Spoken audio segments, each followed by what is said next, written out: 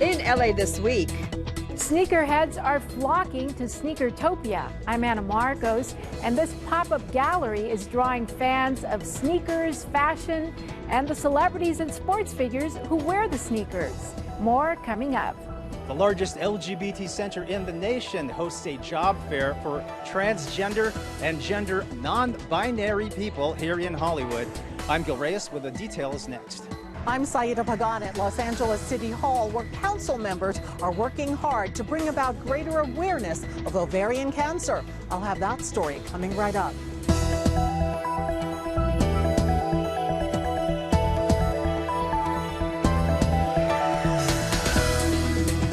Hey everyone, I'm Yana Kay. Here's what's happening on LA this week. We all have an opinion on what needs to be done to solve our homelessness crisis. Councilman Mike Bonin recently held a town hall to hear those opinions and possible solutions from his constituents. Thank you for being here. As you know, the topic tonight is homelessness in Los Angeles, which I don't need to tell anybody. There is not a person in this room, there is not a person in this zip code, there's not a person in Los Angeles who does not know that this is the crisis of our times. Are we ready for the first question? What about people that are living in homes, that are working, that now homeschool their kids, which is me, because they don't want their kids to walk past people shooting up in the streets? I cannot get a single sanitation anyone to come and help us clean up all the feces and all the pee and all the needles. I haven't seen a single care. I haven't seen anyone. Can she give you her number so that you can help her? Sure. Thank you. Absolutely. Housing is a human right. I will say it again. Housing is a human right. Why not find city-owned lots, put the mobile showers there, put up a barbecue, put up some solar arrays and some shelter, and move the encampments to a more decent living scenario where the people can find their dignity, and then the homeowners and residents don't have to live amongst this. Why don't you do that? I feel the frustration. I feel the anger. I want the damn encampments gone as well. I do not want anyone living on the streets.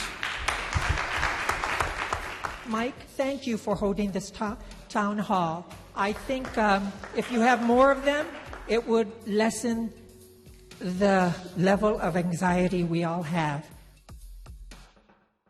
Turning now to the story of one mom who lost her daughter to ovarian cancer and turned her grief into advocacy. Saida Pagan has more from Ovarian Cancer Awareness Day and the city's push to make early detection more available. Once a year, Los Angeles City Hall is lit up in the color teal. It's a way to symbolize ovarian cancer awareness. Inside City Hall, council members Nuri Martinez and Monica Rodriguez were wearing teal-colored scarves on this day as a show of support for ovarian cancer awareness. They got to meet with the founder of a charity called the Ovarian Cancer Circle, inspired by Robin Babini. Robin was only 20 years old when she died of the disease. Nobody deserves to suffer the way she suffered. Paulinda says her daughter Robin was bright, energetic, and popular before she died. Paulinda started the Ovarian Cancer Circle to educate and save lives. I don't think that we can ever talk about women's health enough. Council members Martinez and Rodriguez say they want to encourage women to take better care of their health. They should look for warning signs and get screened for ovarian cancer. So I think one of the opportunities that we do have as members of the council and women is that we need to elevate these conversations and we need to begin to talk about them. Among the symptoms of ovarian cancer are nausea, unexplained weight loss, and unusual fatigue. A transvaginal ultrasound and blood tests could detect the disease. I myself am going for the screening because we can talk about it, but it's really much easier, I think, for us to live that experience and be able to share that experience and tell others how they might go about seeking that screening. They also support proclaiming September as Ovarian Cancer Awareness Month in Los Angeles. Elected officials say this year's proclamation is an important first step toward bringing about greater awareness of the problem of ovarian cancer, a disease which claims thousands of lives each year. So ladies, take some time, acknowledge when your body is telling you something. Your body will tell you that something is wrong. Listen to your bodies, get a checkup, and make sure you're looking for all these warning signs. Every minute of every day, I think about Robin, because that's why I tell her story, because she's with me.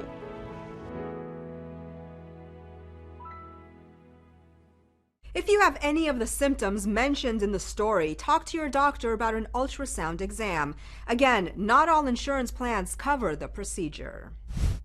Breaking into the film industry for young filmmakers can be tough, but not impossible. Thanks to an emerging platform, independent filmmakers are able to network and share their work. You think of film festivals, you think that they normally come around once a year. However, that's not necessarily true, because here in the City of Angels, we have a very exciting film festival, New Filmmakers Los Angeles, a film festival every month. When I got to LA, I was wondering, where can I access talent? Where can I find the film community every single month? Where can I see independent films every single month throughout the year? Right. For filmmakers, they really needed a place to be able to show their work year-round. Has it blossomed into something beyond what you imagined it to be? It's grown so much in terms of reach, in terms of presence within the industry, in terms of just watching our filmmakers blossom over the years and being able to provide them with access and connections that have turned into job opportunities, distribution. That's really powerful for us. Going back to our roots, and at the end of the day though, we are here as an arts and cultural organization. That is our foundation. Whether or not we're going to be able to connect someone with the industry, that's the ultimate goal. But we feel the work that we're doing just at a foundational level of making sure this content has a place to be seen and that these filmmakers have a place to connect with industry and connect with audiences is equally important. I think the legislature of the state and the governor of the state, they've done a great job bringing the tax credit up. I think it needs to go up much, much more to support the infrastructure and ecosystem of production here, because as much as those credits may go to these bigger budget productions, these bigger budget productions and even commercial shoots are feeding and paying the bills of independent filmmakers who go out and do their passion projects. We're excited to keep LA as the storytelling capital of the world.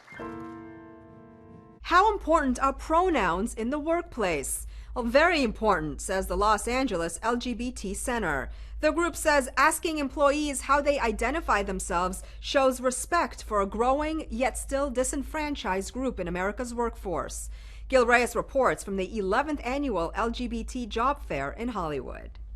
The Los Angeles LGBT Center in Hollywood hosts a job fair tailor-made for transgender, intersex, and gender non-binary people. Job seeker Bright says finding respectful employers has been tough. It's definitely hard to find a job that's inclusive, especially when lots of job applications only will ask, they'll ask your gender, but they won't ask your pronouns, and they will only give you 2 options for gender and not a non-binary option. Or still a lot of trauma that I have to face at work, being called things that I'm not and being asked really invasive questions all the time by managers and coworkers. Hence this job fair, co-sponsored by the Transgender Economic Empowerment Project. More than 40 progressive employers are here, including Sony Pictures, AEG, and the City of Los Angeles. A lot of the employers who are coming here today have already been briefed on these topics, and they're here already ahead of the curve. So when you ask someone for their pronouns, you're not only being careful and being considerate of their identities, but you're also showing them that I care about the community. The U.S. Supreme Court is now considering whether or not the 1964 Civil Rights Act bans the discrimination of LGBT people in the workplace. Here in California, such discrimination is against the law. Employers here in LA are progressive. They want to hire from our community, but if the person doing the hiring is concerned about, gee, I don't know if I haven't had anybody on my staff who's transgender, how do we deal with pronouns and dress codes and bathrooms? They may hire the next best person. This job fair aims to raise awareness and even the playing field, even offering free hairstyling and headshots to boost confidence. You see yourself in the mirror and look more beautiful and make more confidence in yourself. A professional makeover for some of the LGBT community's most disenfranchised people. While progress is being made in LA, the U.S. Transgender Survey says nearly 1/3 of trans people are living in poverty. The unemployment rate for trans people is also 3 times that of the nation's. The numbers are even worse for trans people of color. A plan to make higher education affordable for all LAUSD students is getting a lot of support. The LA City Council approves establishing a dedicated savings account for every student enrolled in LAUSD. Today, we are approving Opportunity LA, which is the City of Los Angeles version of the Children's Savings Account. This incoming class in September, first grade class, will be the first students to receive a $50 savings account that will go towards higher education, whether it's college or trade school, but any post-secondary education. And this has already proven itself in other cities where it will increase high school graduation rates by 4-fold and college enrollment rates by 3-fold. And in a city where 80% of our students in our school district are under the federal poverty guideline, this program is vital. There can be no keener reflection of a society's soul than the way in which it treats its children. No matter who you are, what you look like, where you live, Los Angeles believes in you. Today is a great day in the city of Los Angeles.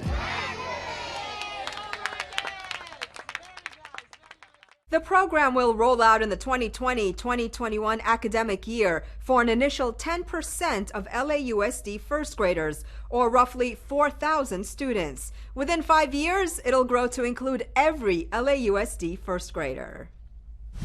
Did you know that you can borrow laptops and tablets at the Central Library? Well, you can, and you can also learn how to use them and other mobile devices, all for free.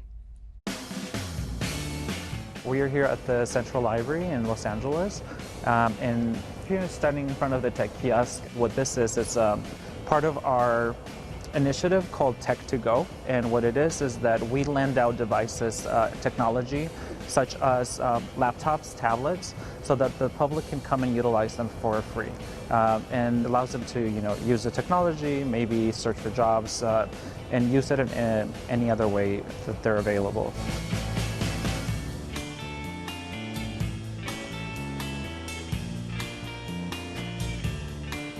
The Tech Tryout Cart is an opportunity for library patrons to drop in and ask their burning questions about technology, whether it's anything from how to check out an ebook, an e-audiobook, movies, music, magazines, online databases, or whether they need to know how to use their smartphone, tablet, or computer.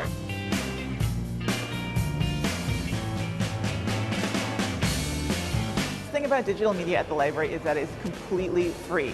At the end of your checkout term, the books, the movies, the audiobooks, they just return themselves. There are never any fines.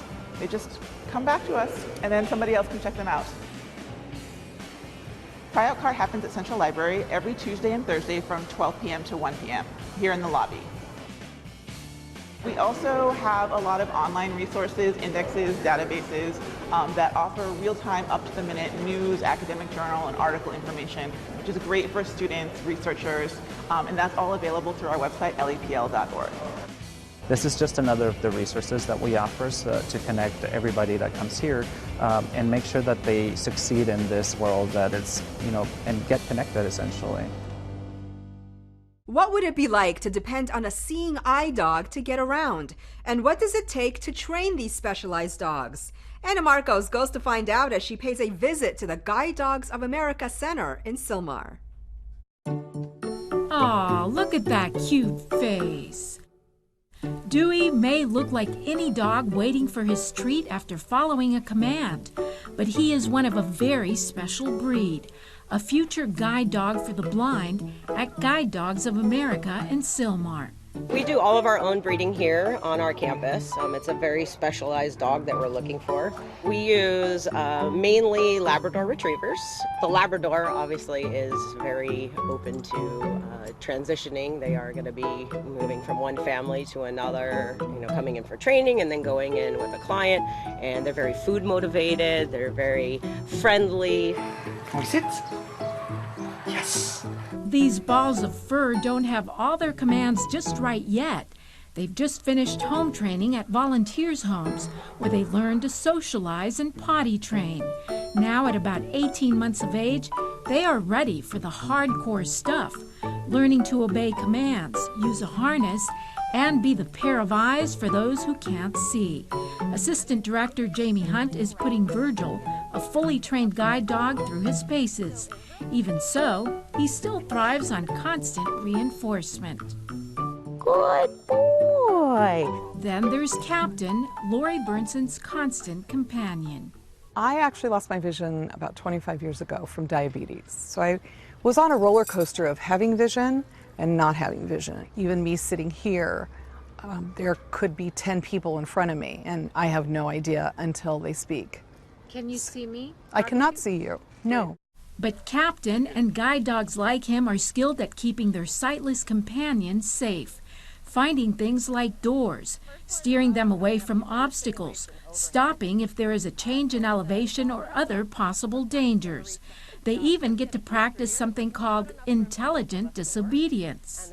So there could be a hybrid car making a turn in front of me that I don't see or hear.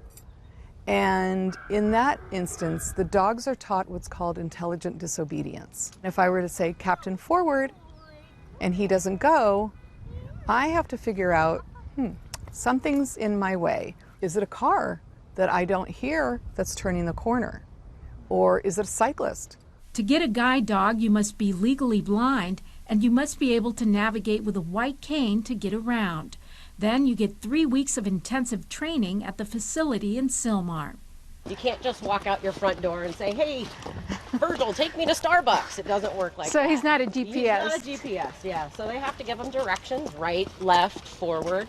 I'm about to go through the training that a student would go to if they're training with their new dog. I am putting on a blindfold. Here we go. Virgil, forward. Good boy. Oh, I felt him just... Okay. Yeah. Oh my God, this is very strange. So he stopped, so you're gonna stop, and I want you to slide that left foot forward and reach out with it and see what you feel. Oh wow, Virgil, thank you. Good boy. Yay! Follow him, follow him. Yep, taking you around that first cone. There you go. You can take your blindfold off and praise him up. What a great job. Wow, you are a good dog, Virgil. And the cost for all this, nothing for the client, though it's one very expensive dog.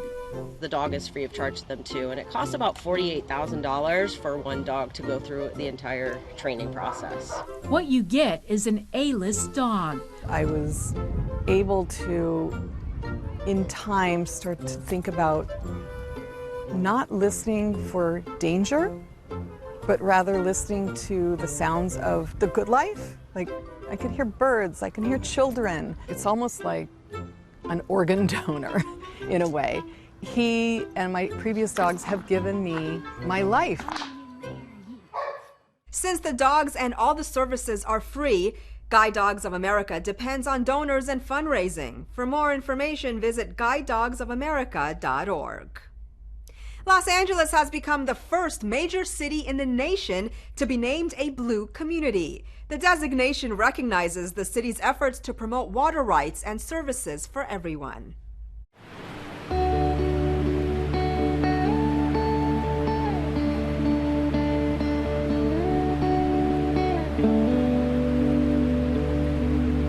This was a very important week for the city of Los Angeles. Yesterday, the City Council voted to become a blue community, which means the city is joining Paris, Berlin, Munich, Montreal, Zurich, and other cities like that who have made the commitment, the recognition, first of all, that water is a human right and that we should work against privatization and corporatization of the delivery of drinking water. Today's symposium is really about starting a conversation about how the city will guarantee its residents the human right to water, but also as a city, how do we start restoring the soil, our air, and our water to a place where it's healthy and sustaining. We're taking a step today to begin the phase out of single-use plastic water bottles in the city of Los Angeles at municipal facilities and city-sponsored events. And I think that's going to be a big step forward that hopefully other cities will follow.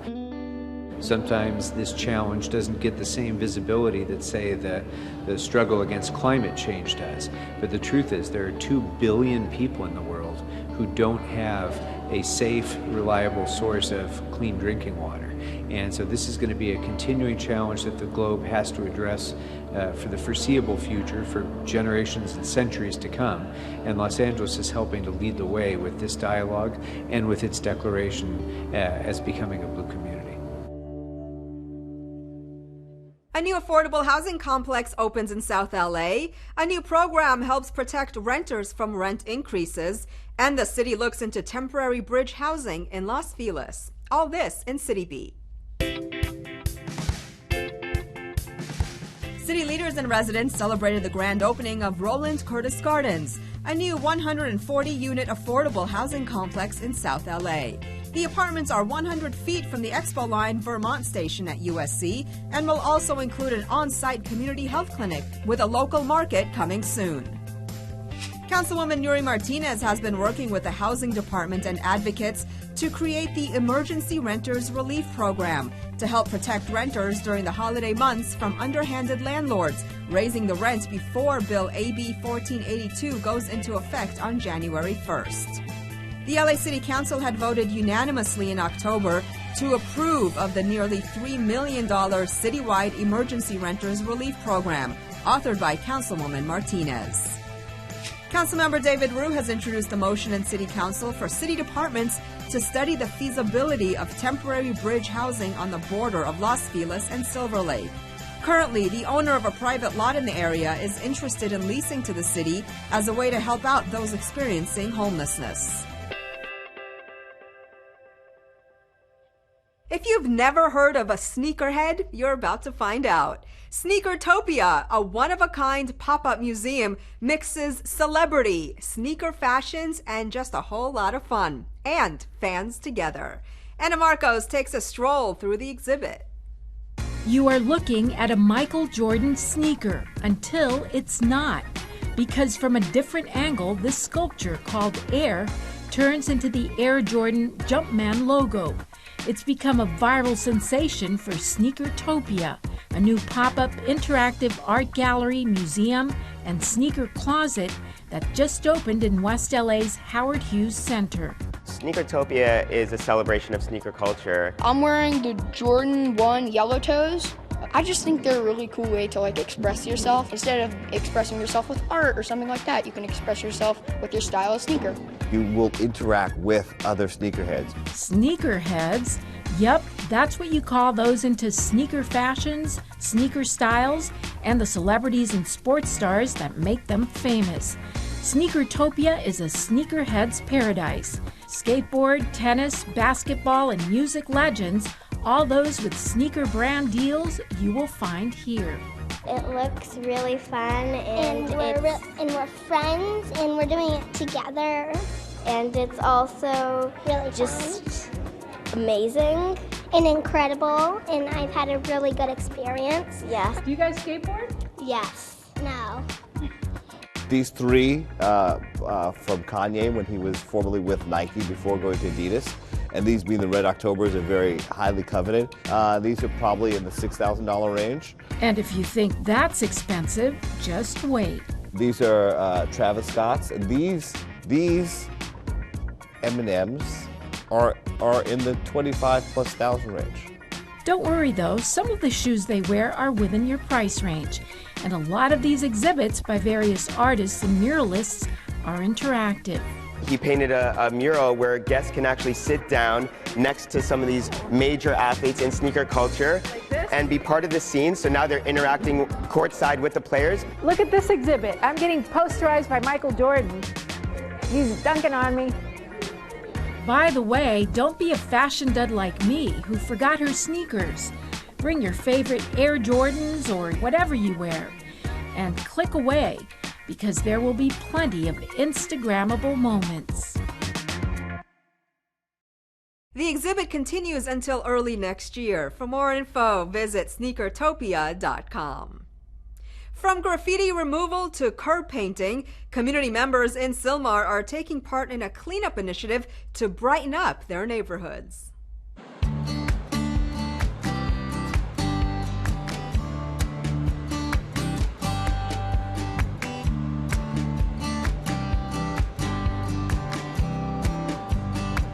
We have come together today to help address what has been a critical lack of city resources dedicated to helping to address the conditions of our business corridors. Because, you know, in the 7th District, we don't have business improvement districts like so many other communities have throughout the city of Los Angeles. And so this is an opportunity for us to support our business community, to help give our residents the fresh, clean streets that they deserve.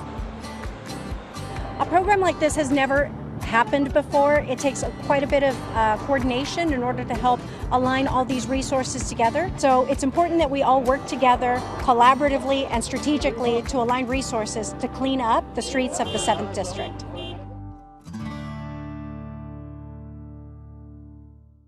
Enjoy a Hollywood powwow complete with traditional singing and dancing.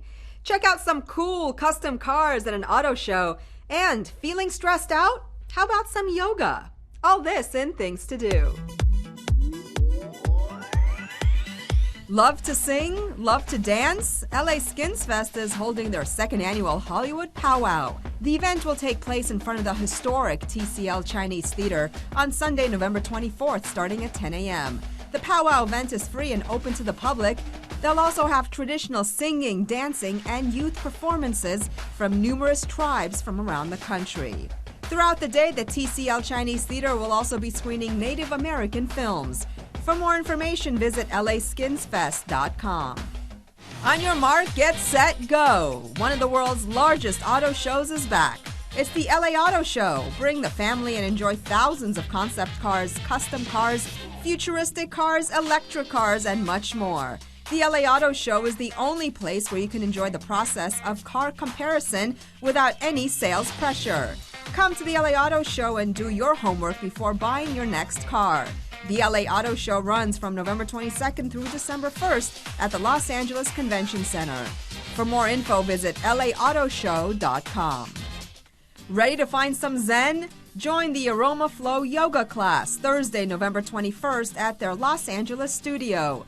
The class starts at 7 p.m. and is open to experts and beginners. The class will focus on breathing to relieve physical and mental stress. Each class also includes the use of essential oils to enhance the healing atmosphere and assist in restoring total body wellness. For more info, visit CrenshawYogaAndDance.com. And that's a look at some things to do.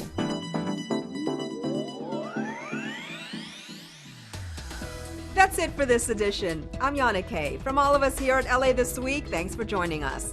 A reminder that you can catch us online at lacityview.org. We're also on Facebook, Twitter, and YouTube. See you next time for more of LA This Week.